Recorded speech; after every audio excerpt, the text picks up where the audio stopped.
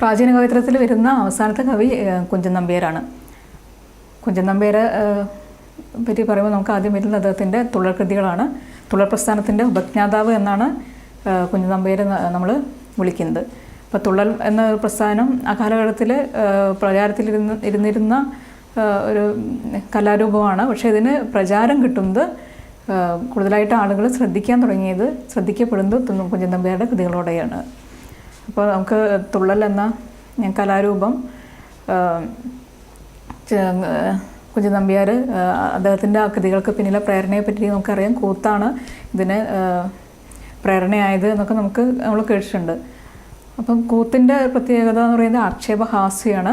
ഇപ്പോൾ സമൂഹത്തിനെ ആക്ഷേപഹാസ്യത്തിലൂടെ വിമർശിക്കുകയാണ് കൂത്ത് എന്ന കലാരൂപത്തിൽ ചെയ്യുന്നത്. അപ്പോൾ ആ കൂത്തിലെ ആക്ഷേപഹാസ്യം എന്ന ഈ ഒരു പ്രത്യേകത തൻ്റെ കൃതിക്ക് അദ്ദേഹം സ്വീകരിക്കുന്നുണ്ട്. കുഞ്ചൻ നമ്പ്യാരുടെ തുള്ളൽ കൃതികളുടെ ഏറ്റവും വലിയ പ്രത്യേകത അതിൽ ആവിഷ്കരിക്കപ്പെടുന്ന നർമ്മമാണ്.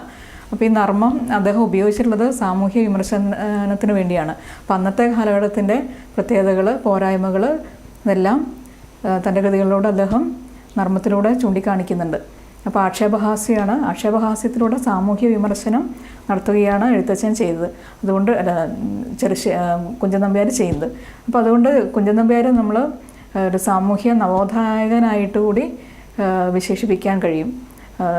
അന്നത്തെ കാലഘട്ടത്തിൻ്റെ ദുഷിച്ച അവസ്ഥകളെ അല്ലെങ്കിൽ പോരായ്മകളെ തൻ്റെ കൃതികളിലൂടെ രൂക്ഷമായ ഭാഷയിൽ കാണിച്ചതുകൊണ്ട് അദ്ദേഹത്തിന് നവോത്ഥാന നായകന്മാരിൽ ഒരാളായിട്ട് അല്ലെങ്കിൽ കേരള നവോത്ഥാനത്തിന് പ്രേരണ നൽകിയവരിൽ ഒരാളായിട്ട് നമുക്ക് കാണാൻ കഴിയും.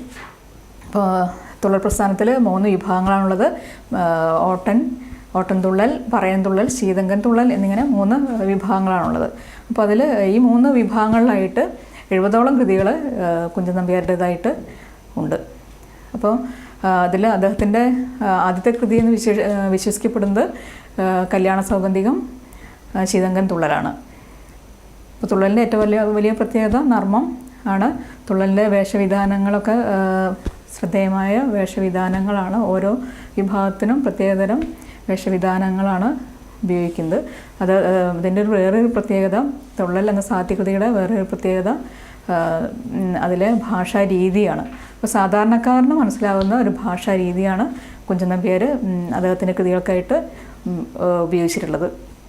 അപ്പോൾ അദ്ദേഹം ലക്ഷ്യമാക്കിയിരുന്നത് സാധാരണക്കാരെയാണ് തൻ്റെ ആസ്വാദകരായിട്ട് അദ്ദേഹം കണ്ടിരുന്നത്. അതുകൊണ്ട് തന്നെ സാധാരണക്കാർക്ക് മനസ്സിലാവുന്ന ഭാഷ, സാധാരണക്കാർക്ക് ആസ്വദിക്കാവുന്ന ഒരു ഭാഷയാണ് അദ്ദേഹം തൻ്റെ കൃതികൾക്ക് വേണ്ടിയിട്ട് അദ്ദേഹം സ്വീകരിച്ചിട്ടുള്ളത്.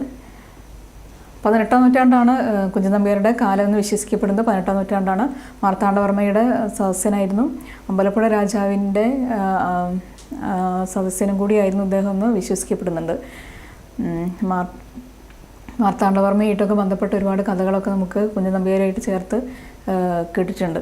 അതുപോലെ ഉണ്ണായി വാര്യരും കുഞ്ചൻ നമ്പ്യാരും ഒരേ കാലഘട്ടത്തിൽ, നളചരിതത്തിൻ്റെ കർത്താവായ ഉണ്ണായി വാര്യരും കുഞ്ചൻ നമ്പ്യാരും ഒരേ കാലഘട്ടത്തിലാണ് ജീവിച്ചിരുന്നതെന്ന് വിശ്വസിക്കപ്പെടുന്നു. കേരളീയത എന്നത് കുഞ്ചൻ നമ്പ്യാരുടെ കൃതികളുടെ ഏറ്റവും വലിയൊരു സവിശേഷതയാണ്. അപ്പോൾ അദ്ദേഹത്തിൻ്റെ കൃതികൾക്കൊക്കെ ആധാരമാക്കിയത് പുരാണങ്ങളിലെ ഇതിഹാസങ്ങളിലേക്ക് കഥകളും സംഭവങ്ങളൊക്കെയാണ്. പക്ഷേ പുരാണങ്ങളിൽ നടക്കുന്ന കഥകളാണെങ്കിലും അതിൻ്റെ വേദി, കഥാപാത്രങ്ങളുടെ വേഷവിധാനങ്ങൾ ഇതെല്ലാം കേരളത്തിൽ നടക്കുന്ന പോലെയാണ്, കേരളീയമായ രീതിയിലാണ് അദ്ദേഹം ആവിഷ്കരിച്ചിട്ടുള്ളത്. ഇപ്പോൾ ഇന്ദ്രസദസ്സിൽ നടക്കുന്ന കാര്യമാണെങ്കിലും ദ്വാരകയിലുള്ളതാണെങ്കിലും അതിലെ കഥാപാത്രങ്ങൾ, അവരുടെ പേരുകൾ പോലും കേരളീയമായിട്ട് അവതരിപ്പിക്കുകയും വേഷവിധാനങ്ങളും ഭക്ഷണവും സംസാരവും പെരുമാറ്റവും എല്ലാം കേരളീയമായ രീതിയിൽ അദ്ദേഹത്തിൻ്റെ കൃതികളിൽ ആവിഷ്കരിക്കപ്പെട്ടിട്ടുണ്ട്. അപ്പോൾ അതുകൊണ്ട് തങ്ങളുടെ മുന്നിൽ നടക്കുന്ന കാര്യങ്ങളായിട്ട് അന്ന് ചുറ്റും നടന്നുകൊണ്ടിരിക്കുന്ന കാര്യങ്ങളായിട്ട് അന്നത്തെ ആസ്വാദകന് അത് അനുഭവപ്പെട്ടിട്ടുണ്ടായിരുന്നു. അപ്പോൾ അങ്ങനെ സ്വന്തം കൃതികളിലൂടെ കേരളത്തിൻ്റെ തന്നെ ഒരു പരിച്ഛേദം സ്വന്തം കൃതികളിലൂടെ അദ്ദേഹം ആവിഷ്കരിക്കുകയാണ് ചെയ്തത്. സാമൂഹ്യ വിമർശനത്തിനൊക്കെ അദ്ദേഹത്തിന് കുറച്ചുകൂടി ഒരു സ്വാതന്ത്ര്യം നൽകിയിട്ടുണ്ട്. കുഞ്ചൻ നമ്പ്യാരുടെ പ്രത്യേകതകൾ ചുരുക്കി പറഞ്ഞാൽ 18-ാം നൂറ്റാണ്ടിലാണ് അദ്ദേഹം ജീവിച്ചിരുന്നത്. പ്രാചീന കവിത്രത്തിൽപ്പെട്ട കവിയാണ്. തുള്ളൽ പ്രസ്ഥാനത്തിൻ്റെ ഉപജ്ഞാതാവ് എന്ന് അദ്ദേഹം വിശേഷിപ്പിക്കപ്പെടുന്നു. ശീതങ്കൻ, ഓട്ടൻ, പറയൻ എന്നീ വിഭാഗങ്ങളിലായിട്ട് 70ഓളം കൃതികൾ കുഞ്ചൻ നമ്പ്യാരുടേതായിട്ടുണ്ട്. കല്യാണ സൗഗന്ധികമാണ് ആദ്യത്തെ കൃതിയായിട്ട് വിശ്വസിക്കപ്പെടുന്നത്. സാമൂഹ്യ വിമർശനവും ആക്ഷേപഹാസ്യം, ഇദ്ദേഹത്തിൻ്റെ കൃതികളുടെ പ്രത്യേകതയാണ്. ലളിതമായ ഭാഷയിലാണ് അദ്ദേഹം തൻ്റെ കൃതികൾ എഴുതിയിട്ടുള്ളത്. കേരളീയത എന്നത് കുഞ്ചൻ നമ്പ്യാരുടെ കൃതികളുടെ മുഖമുദ്രയായിട്ട് വിശേഷിപ്പിക്കപ്പെടുന്നുണ്ട്.